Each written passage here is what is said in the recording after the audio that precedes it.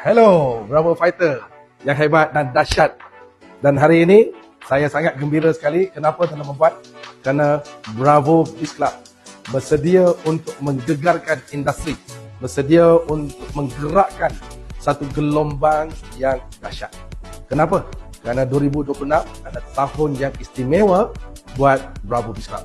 Kita dah berjaya menciptakan 5 tahun pertama Bravo dengan kejayaan yang luar biasa. Kita dah mencipta seramai 15 orang kelab jutawan dan ratusan ramai lagi yang telah berjaya menjadi Star Achievers Bravo Beach Club. Dan payout kita juga sangat-sangat dahsyat setiap bulan Ramadan.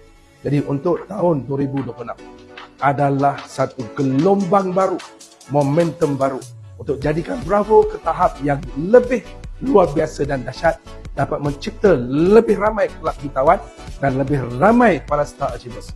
Untuk itu, kami bersedia untuk menggegarkan tahun 2026 dengan strategi yang luar biasa, iaitu strategi Bravo Booming Mega Success 2026. Untuk itu, kami akan persembahkan kepada anda semua strategi ini pada 5 Januari 2026 hari Isnin pukul 9 malam.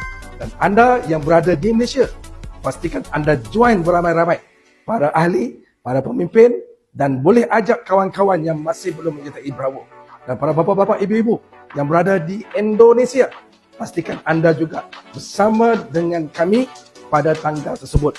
Dan anda yang berada di Brunei, di Singapura dan di Thailand, sama-sama kita bersatu di dalam Zoom pada 5 hari bulan Januari 2026 hari Isnin pukul 9 malam. Saya percaya, saya yakin berita baik ini akan menaikkan semangat anda, akan nampak satu peluang yang dahsyat untuk anda, dan anda akan rasa vibes, anda akan rasa momentum itu, dan pencapaian anda insya-Allah 2026 akan jadi 5 hingga 10 kali ganda daripada result yang telah anda ciptakan.